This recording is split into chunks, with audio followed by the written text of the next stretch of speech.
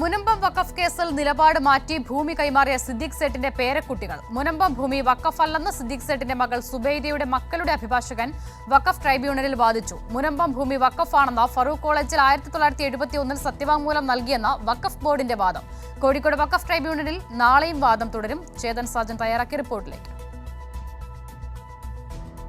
അസിത, മുനമ്പം വഖഫ് കേസിൽ കോഴിക്കോട് വഖഫ് ട്രിബ്യൂണൽ വാദം തുടരുകയാണ്. ഇന്ന് വളരെ നിർണായകമായ ഒരു ദിവസമാണ്. അതായത് ഭൂമി കൈമാറിയ സിദ്ദിഖ് സേട്ടിൻ്റെ കുടുംബം ഇപ്പോൾ നിലപാട് മാറ്റിയിരിക്കുന്നത്. അതായത് സിദ്ദിഖ് സേട്ടിൻ്റെ മകൾ സുബൈദയുടെ മകളാണ് ഇപ്പോൾ നിലപാട് മാറ്റിയിരിക്കുന്നത്. തങ്ങൾ കൈമാറിയ ഭൂമി വഖഫിൻ്റേതല്ലെന്നാണ് സിദ്ദിഖ് സേട്ടിൻ്റെ കൊച്ചുമകൾ അഭിഭാഷകൻ മുഖേന ഇപ്പോൾ ട്രിബ്യൂണലിൽ വാദിച്ചിരിക്കുന്നത്. എന്നാൽ മുനമ്പം ഭൂമി വഖഫിൻ്റേതാണെന്ന് കാണിച്ച് 1971 ഫാറൂഖ് കോളേജ് കോടതിയിൽ സത്യവാങ്മൂലം സമർപ്പിച്ചിട്ടുണ്ട് എന്നാണ് ഈ വഖഫ് ബോർഡിൻ്റെ വാദം.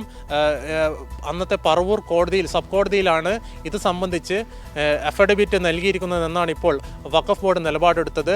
എന്നാൽ ഈ 1971 ഈ സത്യവാങ്മൂലത്തെ പറ്റി തങ്ങൾക്കൊന്നും അറിയില്ലെന്നാണ് ഇപ്പോൾ ഈ ഫാറൂഖ് കോളേജിൻ്റെ അഭിഭാഷകൻ വാദിച്ചത്. അങ്ങനെ ഉത്തരവ് അവർ ഉണ്ട്, സർട്ടിഫിക്കറ്റ് കോപ്പി അവർ എടുത്തു വെച്ചിട്ടുണ്ടെന്ന് പറയണ്ടേ, അത് അവർ പ്രൊഡ്യൂസ് ചെയ്യാമെന്ന് പറഞ്ഞിട്ടുണ്ട്. അത് പ്രൊഡ്യൂസ് ചെയ്താൽ മാത്രമേ പറയാൻ പറ്റുള്ളൂ, ഞാൻ പറ്റില്ല ക്ലാരിറ്റി വരുത്താൻ പറ്റുള്ളൂ. മുനമ്പത്തെ ഭൂമി തങ്ങൾക്ക് ദാനമായി ലഭിച്ചതാണെന്നും ഈ ഭൂമി വഖഫാണെന്ന് പ്രഖ്യാപിച്ചുള്ള വഖഫ് ബോർഡിൻ്റെ തീരുമാനം റദ്ദാക്കണമെന്നാണ് ഫാറൂഖ് മാനേജ്മെൻറ്റ് ഇപ്പോൾ വാദിച്ചിരിക്കുന്നത്. നാളെയും വഖഫ് ട്രിബ്യൂണലിൽ വാദം തുടരുന്നതായിരിക്കും. പ്രധാനമായും നാളെ പരിശോധിക്കുക പറവൂർ സബ് കോടതി വിധി അംഗീകരിച്ച ഹൈക്കോടതി വിധിയായിരിക്കും നാളെ പരിശോധിക്കുക. ആസിത, ശരി, ചേതൻ സാജനാണ് വിവരങ്ങൾ നൽകിയത്.